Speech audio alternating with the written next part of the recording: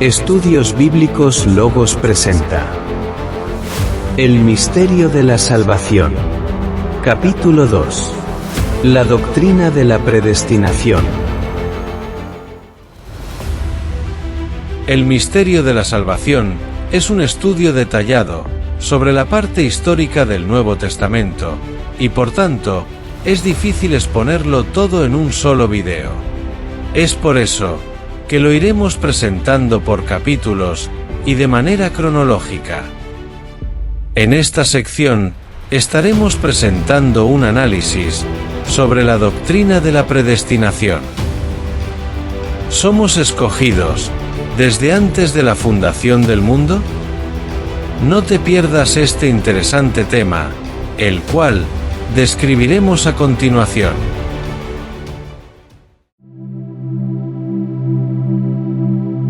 El plan de redención o rescate del hombre es para devolverle la gloria perdida en el principio. Pero nos preguntamos, ¿es para todo el mundo? Es importante destacar que aunque en Juan 3:16 se describe el gran amor que Dios ha demostrado por el mundo, dando a su propio Hijo para la expiación de sus pecados, ese amor y misericordia solo tiene efecto si en verdad le creemos en espíritu y en verdad. Con esto quiero decir que no todos los hombres serán salvos, ya que no todos le aceptan como su único Salvador personal. En la actualidad, existen muchas controversias acerca de que si la salvación es para todos, o que si ya Dios tiene a sus elegidos desde antes de la fundación del mundo, como algunos podrían interpretar algunos textos bíblicos. En realidad, no existe argumento alguno en la Biblia que despeje esa duda de manera clara y concisa, porque en los escritos bíblicos, a veces las cosas se deben interpretar de manera literal, pero en ciertos casos no. Vamos a tratar de explicar de la mejor manera posible lo relacionado con este asunto. Empezando por dejar bien claro que el plan de salvación y rescate del hombre de parte de Dios lleva un orden, ya que Dios trabaja de manera ordenada y planificada. No hace las cosas abruptamente, como muchas veces suele hacer el hombre, y sus planes pueden llevar días, meses, años, siglos, e inclusive, hasta miles de años, como lo es este caso. Podemos perfectamente decir que su plan de redención se pone en marcha es cuando llama a Abraham, pero no podemos decir exactamente cuándo es que lo planifica. Por lógica razonable podemos deducir que tuvo que ser luego de haberse arrepentido de haber creado al hombre en los tiempos de Noé. Porque, ¿qué sentido tiene aquella tristeza en su corazón? Hasta el punto de querer exterminar por completo todo rastro de vida en la tierra, mediante un diluvio, si ya tenía un plan de salvación en mente? Pensar que Dios planifica la salvación del hombre, antes de haberlo creado, es algo irrazonable. Y creer que Dios ya nos salvó, antes de la fundación del mundo, sin ser llamados, es aún peor. Y de eso se trata esta doctrina, la cual enseña que ya el que va a ser elegido para la vida eterna, nace con ella, porque ya viene predestinado para ello. Como ya lo mencionamos antes, todas las cosas de Dios se cumplen según un orden, y lo podemos comprobar mediante el siguiente texto, extraído del Evangelio de Mateo. Porque muchos son llamados, y pocos escogidos. Léase bien, y entiéndase la expresión en su contexto, donde sin ninguna duda, el orden de las cosas es el siguiente. Dios primeramente hace el llamado, y luego es que escoge. No que primero escoja, y luego haga el llamado. Lo que ocurre es lo siguiente, que como Dios ya nos conoce de antemano, nos elige como posibles candidatos para el reino de los cielos. Y una vez nacidos, en su momento, Dios nos hará ese llamado, y ya queda de nuestra parte si lo aceptamos o no.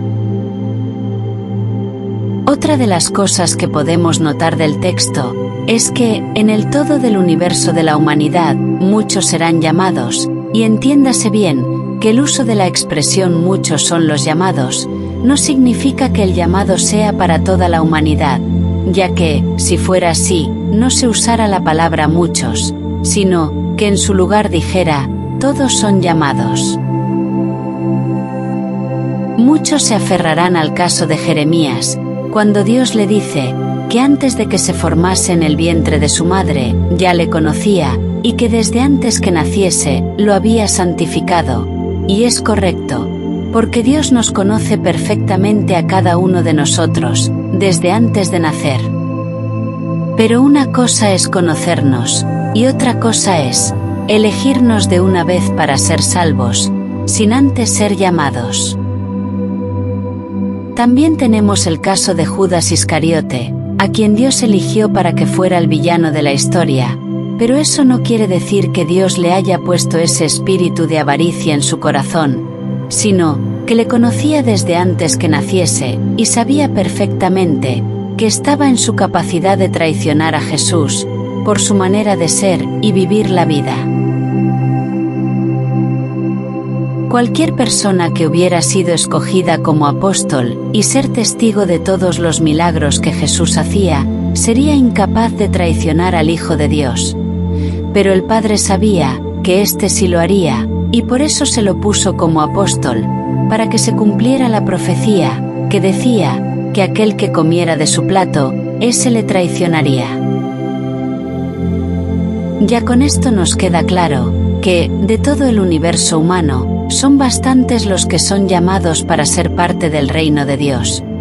Pero también existe un gran número de personas que jamás sintieron, ni sentirán esa atracción por las cosas de Dios, y no entran en su misericordia. Esto no significa que estas personas fueron condenadas desde antes de nacer, sino que son las que se entregan de lleno a la idolatría, a las abominaciones, y a las pasiones vergonzosas delante de los ojos de Dios. Por lo cual, son rechazados, y sus corazones endurecidos y entenebrecidos, para que nunca sean parte de la herencia. Esto lo explica también el apóstol Pablo en su carta a los Romanos. Y como ellos no aprobaron tener en cuenta a Dios, Dios los entregó a una mente reprobada, para hacer cosas que no convienen. Estas son las personas que Dios no considera para su reino eterno, y los deja que se consuman en sus propias creencias, ahogadas en sus propias idolatrías, y en las vanidades de la vida. Por lo cual, sus corazones permanecen endurecidos hasta el día de sus muertes. Recordemos que estas personas no fueron escogidas de antemano para ser condenados, como tampoco los que se salvarán, son escogidos desde antes de la creación del mundo, como se podría interpretar de algunos escritos de Pablo. Sino que Dios en su presciencia sabe quiénes se condenarán y quiénes atenderán el llamado desde antes de nacer. Muchos se atreven a juzgar a Dios por estas cosas, pero para estas personas, solo les puedo dejarlo descrito por el apóstol Pablo. ¿Qué pues diremos? ¿Que hay injusticia en Dios? En ninguna manera. Pues a Moisés dice, tendré misericordia del que yo tenga misericordia, y me compadeceré del que yo me compadezca. Ahora bien, volviendo al texto de Mateo 22:14, y teniendo claro que no todo el mundo recibe el llamado de parte de Dios, nos encontramos también que no todos los de este universo de llamados son elegidos por Dios para habitar su reino. ¿Qué quiere decir esto? Que, como bien lo dice el texto bíblico, son muy pocos los escogidos de todos los que son llamados. Es aquí donde tiene sentido la parábola del sembrador. La palabra de Dios fue sembrada en 4 tipos de terrenos diferentes, y obtuvo también resultados diferentes. Aquella semilla que cayó junto al camino son aquellos llamados que escuchan la palabra, pero no la entienden, no se preocupan por entenderla y no se apoderan de ella. Por tanto, sucumben fácilmente ante el enemigo. Aquella semilla que cae entre los pedregales son aquellos que reciben la palabra con gozo, pero cuando vienen las pruebas y procesos, se pierden nuevamente. Aquella semilla que cae en terrenos espinosos son aquellos que creen en Jesús, pero que se dejan dominar por los afanes de la vida y terminan rindiéndose al mundo antes que a Dios. Y, por último, aquella semilla que cae en tierra buena y fértil son aquellos que reciben la palabra de Dios y se apoderan de ella, hasta el punto de echar raíces fuertes y sostenibles, dando su fruto a su tiempo. A estos son los que elige Dios para su reino. En conclusión, de un universo de la humanidad, no todos son llamados, pero sí muchos. Y del 100% de los llamados, solo un 25% prevalecerán hasta el final, y serán galardonados.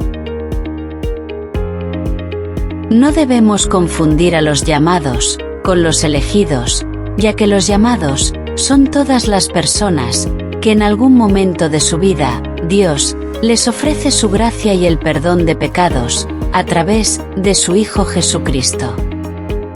Mientras que los elegidos son aquellos que logran apoderarse de esta gracia, y sirven a Dios en espíritu y en verdad, y que, según la parábola del sembrador, solo se corresponde con una cuarta parte de los llamados. A todo el universo de llamados, Dios les ofrece por igual las alternativas para creer en Él, por medio del nombre de su Hijo Jesús. En esto, no hay acepción de personas para Dios. Y todos estos llamados tienen la plena libertad, o libre albedrío, de escoger servirle o no servirle. La decisión es de cada quien. Por tanto, si decidimos servirle, Dios nos elegirá como dignos de la vida eterna, y pasaremos a ser llamados, escogidos de Dios. El tema de la predestinación ha causado grandes divisiones dentro del seno de la Iglesia, puesto que se han formado denominaciones que defienden esta doctrina, es decir, que los hombres que serán salvos ya son escogidos desde antes de nacer, y que una vez nacidos, jamás pierden esa salvación.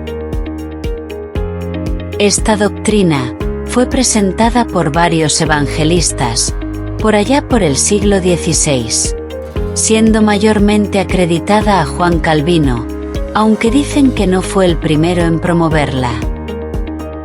En la actualidad, a los que defienden esta doctrina se les conoce como calvinistas. Por otro lado, hubo quienes se opusieron a esta doctrina, siendo el mayor abanderado un hombre llamado Jacobo Arminio, quien decía que la salvación sí se puede perder, y a todos los que le apoyaron y no creen en la predestinación, se les llamó arminianos. Es muy probable que toda esta confusión provenga de lo descrito por Pablo en su carta a los Efesios. Según nos escogió en Él, antes de la fundación del mundo, para que fuésemos santos y sin mancha delante de Él. Observemos que el apóstol Pablo habla de una escogencia que va más allá de la misma creación, diciendo que fuimos elegidos, incluso desde antes de la fundación del mundo. Pero veamos qué más nos dice el apóstol Pablo. En amor, habiéndonos predestinado para ser adoptados hijos suyos, por medio de Jesucristo, según el puro afecto de su voluntad. Y por último, comparemos con este otro extracto de la carta a los Efesios. En Él, asimismo tuvimos herencia, habiendo sido predestinados conforme al propósito del que hace todas las cosas, según el designio de su voluntad. En realidad, el tema de la predestinación no es el punto principal del tema de la salvación. ¿Qué quiero decir con esto? Quiero decir que el hecho de que crea o no en la predestinación no nos hace más santos o más apto para la salvación. Habrán elegidos, tantos de un bando como del otro, ya que la salvación depende del modo como elegimos servir a Dios, nuestro Creador, por medio de su Hijo Jesucristo.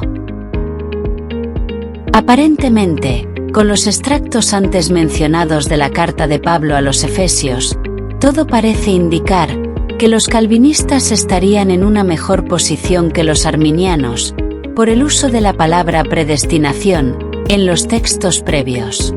Pero tenemos que ir un poco más allá y tratar de compenetrarnos con el apóstol, para poder discernir la verdadera intención, el verdadero mensaje que quiso dar a entender con sus palabras.